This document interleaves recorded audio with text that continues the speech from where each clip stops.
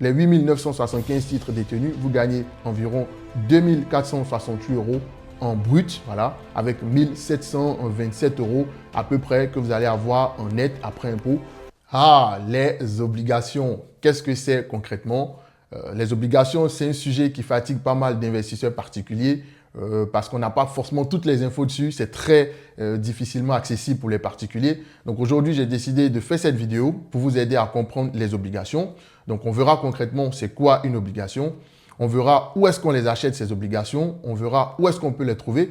Et on verra aussi concrètement, quand j'achète des obligations, comment est-ce que je gagne de l'argent sur ces obligations-là que j'achète. Je vais acheter des obligations, mais vous voulez des obligations de bonne qualité. Comment on fait pour identifier les obligations de bonne qualité? Donc, si vous restez jusqu'à la fin de cette vidéo, normalement, les obligations n'auront plus de secret pour vous. C'est quoi une obligation? On entend beaucoup parler obligation par-ci, obligation par-là. Concrètement, qu'est-ce que c'est?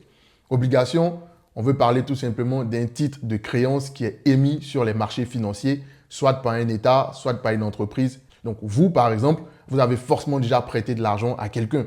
Donc, vous faites quoi? Vous prêtez de l'argent à quelqu'un, à un ami qui est peut-être en difficulté, à une tante, à une sœur, vous prêtez de l'argent. Donc, en fait, c'est un peu ça, le même principe. C'est le même principe pour les obligations. Vous venez tout simplement prêter de l'argent à des entreprises sur les marchés financiers ou à des États qui ont des difficultés ou qui ont tout simplement besoin d'emprunter, qui n'ont pas envie de passer par la banque. Donc, c'est tout ce que vous devez retenir. Quand j'achète une obligation, c'est tout simplement une entreprise ou un État qui vous laisse faire financer, qui est venu sur les marchés financiers et moi, j'ai acheté une partie de la dette. Donc, c'est tout ce que vous devez savoir quand on parle d'obligation. C'est tout simplement un titre de créance que j'achète. Et pourquoi on parle de titre de créance? Parce que quand vous achetez des obligations, il faut une preuve d'achat. Donc, il faut quelque chose qui matérialise qu'attention, telle entreprise ou tel État me doit de l'argent. Donc, en fait, c'est un titre, si vous voulez, c'est une sorte de petit papier qu'on vous donne. Et ce petit papier, vous allez le brandir, par exemple, à chaque fois qu'on doit verser le coupon, on doit verser les intérêts des obligations. Vous le brandissez et comme ça, celui qui vous doit de l'argent, il sait qu'attention, moi je dois de l'argent à telle personne. Donc, il vous rembourse une partie de cet argent-là. Il vous rembourse les intérêts qui ont été définis au préalable. Voilà. Donc, voilà rapidement ce que c'est qu'une obligation. Dans la pratique, c'est un peu plus complexe que ça. Mais si déjà vous savez ce que c'est qu'une obligation, vous savez que vous êtes en train de prêter de l'argent à un marché, vous êtes en train de prêter de l'argent à un État ou à une collectivité territoriale, c'est déjà suffisant. Maintenant, il y a les conditions de prêt parce que vous prêtez de l'argent, mais il faut comprendre les conditions. Donc, dans une obligation, il y a 3 éléments qu'il faut comprendre. La première chose à comprendre lorsqu'on achète des obligations, c'est la valeur nominale. Ensuite, le deuxième élément, c'est le coupon, le taux du coupon. Et le troisième élément, c'est le terme. Donc, sur les marchés financiers, lorsque vous allez acheter une obligation, ces 3 éléments-là vont figurer normalement dans le document qui vous permet d'avoir les termes du contrat. Le nominal, c'est le prix auquel vous achetez l'obligation. C'est le prix de base. Donc, une obligation, c'est un produit financier. Ce produit financier-là a un prix. Donc, vous achetez une obligation. Ensuite, vous avez ce qu'on appelle le coupon. Donc, le coupon, c'est quoi? Le coupon, c'est le taux d'intérêt qui vous sera octroyé parce que vous avez acheté cette obligation-là. Par exemple, chaque année, ils vont vous verser peut-être 2% ou chaque année, ils vont vous verser peut-être 3%. Donc, ça, c'est le coupon. Et enfin, la dernière information associée à une obligation, c'est le terme. Genre, jusqu'à quand, dans combien de temps je serai remboursé de l'intégralité de mon argent. Donc, en clair, si on essaie de résumer, vous achetez une obligation, par exemple, d'un État. Cet État-là, dans le contrat, ce sera mentionné le coupon, c'est-à-dire, par exemple, 2% par an si vous détenez mon obligation. Et par exemple, le terme, ce sera peut-être le 25 avril 2030. En 2030, on vous rembourse l'intégralité de l'argent que vous avez prêté à cet État-là. Et la valeur nominale, c'est le prix auquel vous allez acheter cette obligation-là sur les marchés financiers. Donc, ce sont les 3 éléments à comprendre lorsqu'on souhaite acheter une obligation. Maintenant, vous voulez acheter des obligations, mais vous voulez acheter des obligations de bonne qualité. Vous ne voulez pas acheter n'importe quel type d'obligation. C'est un peu comme vous, lorsque vous voulez prêter de l'argent à un ami, à une tante ou à une personne, vous vous assurez quand même, lorsque c'est un montant conséquent, vous vous assurez quand même que cette personne-là a peut-être un emploi stable, a peut-être un nombre d'enfants correct. Par exemple, vous n'allez pas forcément prêter de l'argent à quelqu'un qui a 10 enfants et qui n'a pas un salaire correct. Voilà, je prends un exemple. Voilà. Donc, vous essayez de prêter à la bonne personne pour être sûr quand même que cette personne va vous rembourser votre argent. Donc, c'est pareil pour les obligations. Vous devez regarder un peu la notation qui est octroyée à l'émetteur auquel vous voulez prêter de l'argent. Donc, on a ce qu'on appelle les agences de notation. Ce sont des agences, ce sont des institutions, des organismes qui ont pour mission d'octroyer une note aux États, aux entreprises ou aux collectivités, par exemple. Donc, Quand vous avez une note de notation, un État par exemple qui est noté AAA, on va dire par exemple ça c'est un bon État, c'est quelqu'un qui est susceptible de rembourser sa dette. Quand vous voyez par exemple une agence ou une entreprise ou un État qui est noté D, potentiellement le D, ce n'est pas une très bonne note. Ça veut dire qu'attention, il y a un risque de perte de votre argent si vous prêtez à cette personne-là ou à cette entreprise-là. Donc, lorsque vous allez vouloir acheter des obligations, dans le document du contrat, regardez bien la note de l'entreprise ou de l'État qui émet cette obligation-là pour voir en fait, est-ce que c'est un État qui est solvable, est-ce que c'est une entreprise qui est solvable ou c'est une entreprise qui potentiellement, on ne sait pas si elle va rembourser ou pas. Donc, c'est une information très importante à savoir et à retenir. Voilà. Et les agences de notation, il y en a pas mal. Hein. Vous avez par exemple Standard & Poor's, le S&P, qui est une entreprise que tout le monde connaît dans la notation. En tout cas, tous ceux qui sont dans le secteur financier la connaissent. Vous avez Moody's aussi.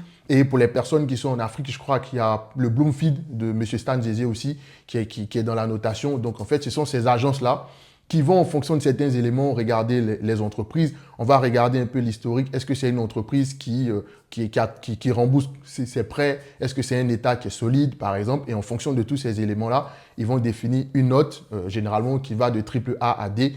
AAA, c'est pour les entreprises les entreprises ou les États qui sont susceptibles de rembourser, qui sont quand même de bons payeurs. Et puis D, c'est des entreprises pour lesquelles il faut faire attention quand vous achetez les obligations de ces entreprises-là. Donc voilà, vous savez plus ou moins désormais ce que c'est qu'une obligation, quels sont les 3 éléments à regarder lorsqu'on veut acheter les obligations et surtout, aller voir la notation aussi pour voir un peu comment cet État, cette entreprise ou cette collectivité territoriale-là, elle est notée. C'est très important, il faut vraiment regarder ces éléments. Maintenant, il y a plusieurs types d'obligations. Quand j'ai présenté les obligations, j'ai parlé de 3 éléments très importants. J'ai parlé du nominal, qui est le prix auquel l'obligation a été émise. J'ai parlé du coupon. Le coupon, c'est le taux d'intérêt qu'on va vous verser parce que vous détenez cette obligation-là. Donc, ce coupon-là, il peut être variable ou ce coupon-là, il peut être fixe. Donc, lorsque ce coupon-là, il est variable, on va parler d'obligation à taux variable. Lorsque ce coupon-là, il est fixe, on va parler d'obligation à taux fixe. Donc, faites très attention aussi. Lorsque vous voulez acheter une obligation, est-ce qu'il faut voir, est-ce que c'est une obligation à taux fixe? Ça veut dire que peu importe les conditions de marché dans lesquelles on se trouve, si au niveau du contrat, c'était 5% et que c'est une obligation à taux fixe, ça veut dire que chaque année, vous allez recevoir le montant du coupon qui a été défini au moment de l'achat. Lorsque vous achetez une obligation à taux variable aussi, il faudrait être conscient que c'est une obligation à taux variable, donc le taux de votre obligation va changer en fonction des taux sur le marché. Voilà, les taux directeurs des banques centrales peuvent par exemple varier dans le temps et si vous achetez une obligation à taux variable, potentiellement, ce taux-là va aussi varier. Et donc, faites très attention à ces 2 critères-là. Il existe aussi des obligations à coupon zéro. En fait, c'est des obligations pour lesquelles on ne va pas vous verser un coupon annuellement ou mensuellement. On va vous verser tout simplement l'intégralité de l'argent que vous avez prêté en plus des intérêts à terme. Voilà. Donc, on a vu tout à l'heure que les obligations, par exemple, à taux fixe, on va vous donner le nominal, le prix d'achat. Vous allez connaître aussi le coupon fixe qui vous sera octroyé par année ou par mois. Et enfin, la date d'échéance. Dans les obligations à coupon zéro, vous n'allez pas avoir de coupon annuellement. Si l'obligation a été empruntée dans le but d'être remboursée dans 5 ans, c'est dans 5 ans que vous allez recevoir les intérêts et en plus, vous allez recevoir aussi l'argent que vous avez prêté. Donc, faites très attention. C'est important à comprendre quand on investit sur les obligations. Lorsque vous les achetez, regardez bien, est-ce que c'est une obligation à coupon zéro que je suis en train d'acheter? Est-ce que c'est une obligation à taux fixe? Est-ce que c'est une obligation à taux variable? Voilà. Donc, si vous connaissez ces 3 types d'obligations déjà, c'est déjà suffisant. Mais sachez qu'il existe aussi d'autres types d'obligations. Par exemple, les obligations convertibles en actions. Donc, c'est des types d'obligations, c'est un peu rare. C'est des obligations, par exemple, quand vous les possédez, au lieu d'obtenir un remboursement, vous pouvez demander, ces obligations vont être convertibles en actions et il y a les obligations qui sont aussi remboursables en actions. Ce sont les obligations qui ne vous seront pas remboursées en argent, mais vous seront remboursées en actions. Donc, ces deux derniers types d'obligations-là, ce n'est pas très courant, mais sachez que ça existe. Voilà, c'est possible d'acheter des obligations remboursables en actions ou des obligations convertibles en actions. Pourquoi est-ce qu'un investisseur doit acheter une obligation? Pourquoi est-ce que ça peut être une bonne option d'acheter des obligations? La première raison pour laquelle ça peut être intéressant, c'est dans une optique de diversification. Donc, en fait, les obligations, c'est un bon moyen de se diversifier. C'est un bon moyen parce que les obligations, sont carrément décorrélées, en tout cas pour la plupart d'entre elles, aux actions. Donc, c'est déjà un bon moyen de diversifier son patrimoine, de diversifier ses actifs.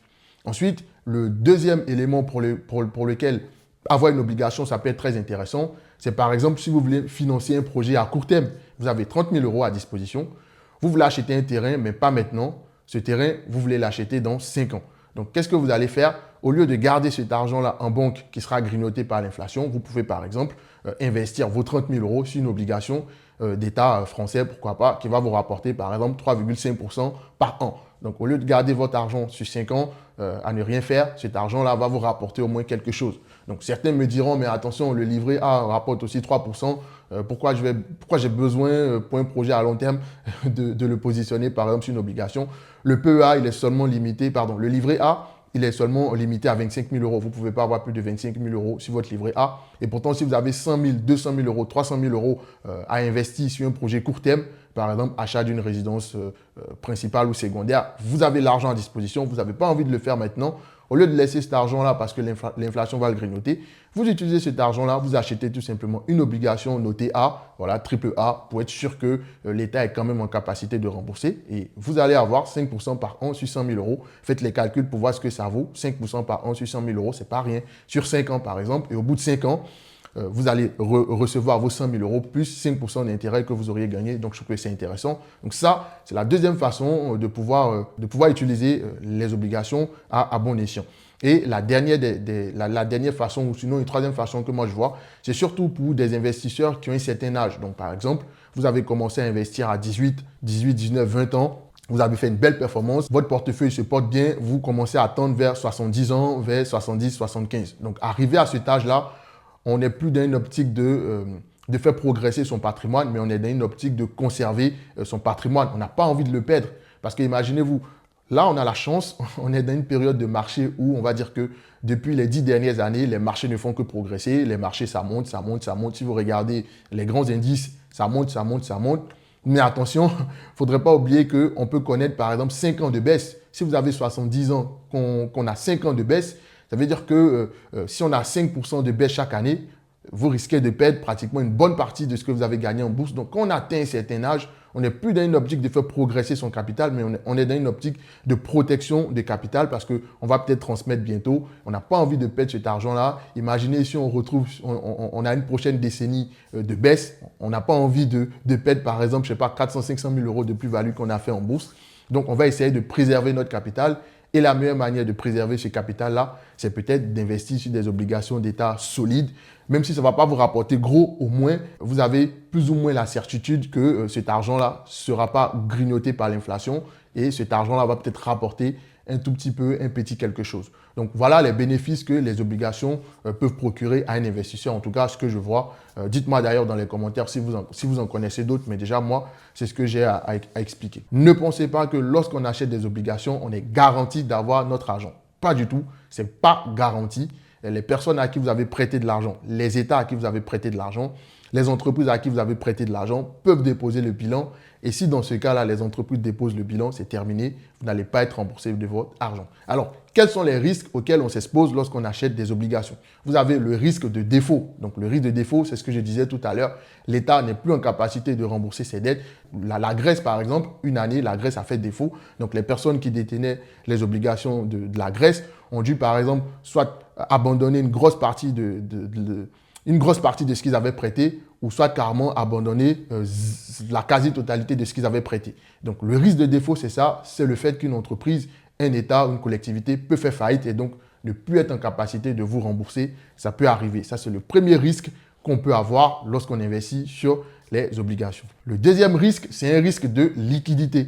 Alors, le risque de liquidité, c'est quoi? La liquidité, c'est en fait la fréquence à laquelle on peut acheter ou vendre cette obligation-là. Parce qu'une obligation, ça reste un produit financier.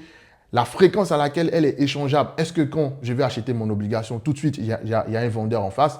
Est-ce que quand je veux vendre mon obligation, est-ce que tout de suite, il y a un acheteur en face? Donc, en fait, le risque de liquidité, c'est tout simplement, vous achetez une obligation d'un État, d'une collectivité, d'une entreprise, vous voulez la vendre à un moment donné, mais il n'y a pas d'acheteur en face. Donc ça, c'est un risque qui peut arriver. Vous détenez une obligation, mais vous ne pouvez rien en faire. Vous êtes obligé d'attendre le terme de l'obligation pour pouvoir avoir les remboursements. Voilà. Donc ça, c'est dommage parce qu'une obligation, c'est un titre normalement qui est censé être échangeable sur les marchés. Donc, il faut que cette obligation soit liquide. Donc, il y a un risque de liquidité lorsque vous achetez des obligations. Donc, faites très attention. Regardez un peu l'encours pour généralement essayer de voir l'obligation que vous souhaitez acheter. Et ensuite, le risque, un dernier risque, c'est un risque de taux. Voilà. Lorsque les taux augmentent, le prix des obligations baisse. Le risque que vous pouvez acheter une obligation, mais votre obligation va perdre de la valeur dans le temps.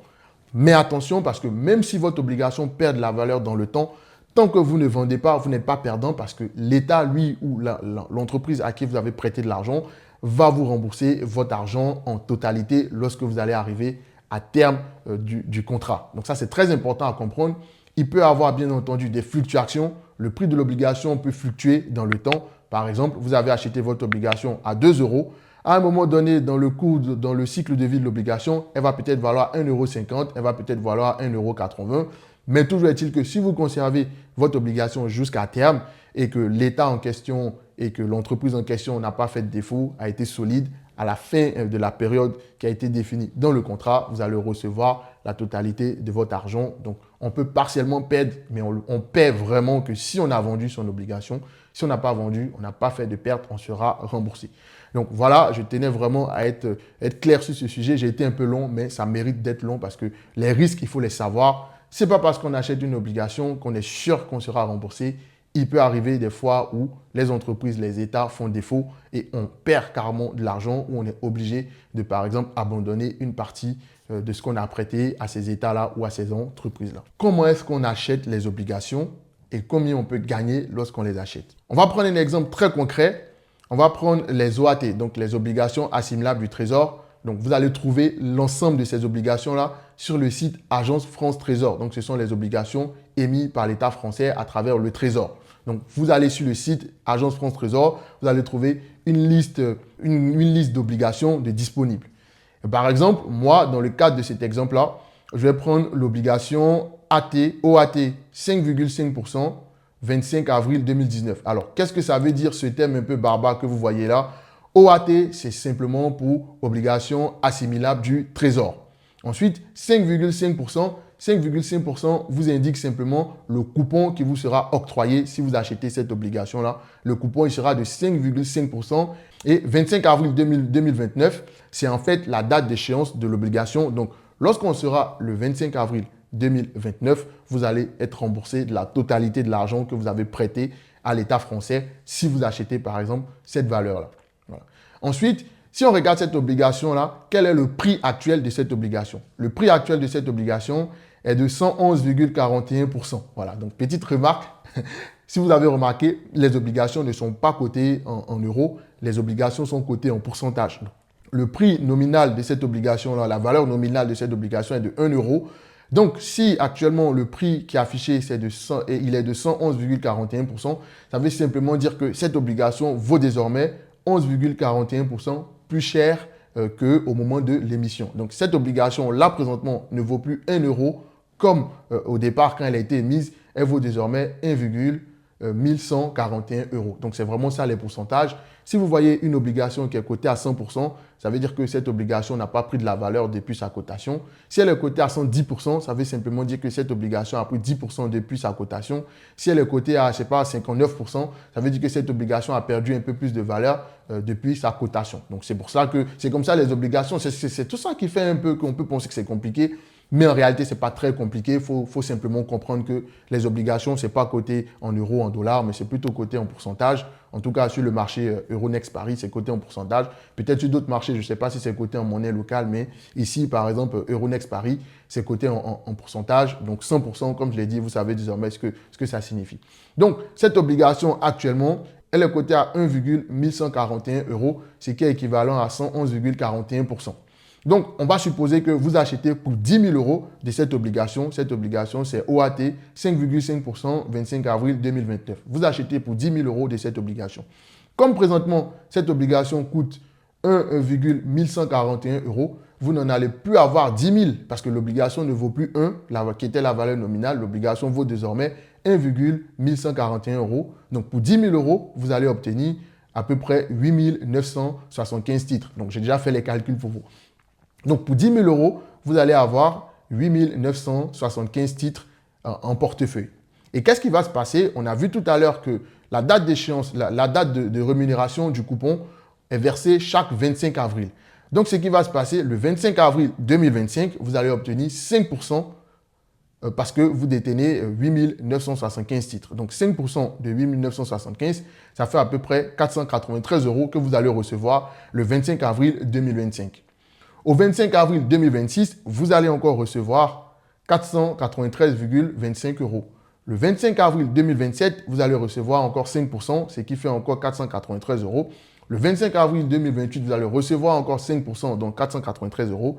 Et enfin, le 25 avril 2029, à la date d'échéance, donc l'État va vous rembourser vos 8 975 euros. Parce que n'oubliez pas que le titre, vous l'avez certes acheté à 1 euro 1141 centimes, mais le prix auquel l'État a lui émis son obligation est de 1 euro. Et en fait, si on fait le calcul de tout ça, ce qui se passe, c'est qu'avant impôt, vous gagnez pour les 8 975 titres détenus, vous gagnez environ 2 468 euros en brut, voilà. Et en fonction de votre régime d'imposition, si vous êtes soumis à la flat tax classique, vous allez payer 30%. Donc après impôt, pour à peu près 10 000 euros d'investis, vous allez vous retrouver avec 1 727 euros à peu près que vous allez avoir en net après impôt. Donc, c'est déjà pas mal. Au lieu de laisser, par exemple, 10 000 euros poireauter pendant 5 ans, vous pouvez vous retrouver, si vous détenez cette obligation-là à terme, avec 1 000 euros. Vous n'avez pas perdu de l'argent. C'est pour ça qu'au départ, je parlais de préservation du capital. On préserve le capital, par exemple, parce qu'on a un certain âge, on est dans une optique de préservation du capital. Donc ici, vous avez préservé vos 10 000 euros et en plus, vous avez gagné à peu près 1 700 euros, ce qui est pas mal. Donc, vous me direz que ce n'est pas beaucoup, mais essayez par exemple d'investir au lieu de 10 000 euros, 100 000 euros, 1 million d'euros sur une obligation qui rapporte 5%. Vous allez voir que ça peut faire la différence.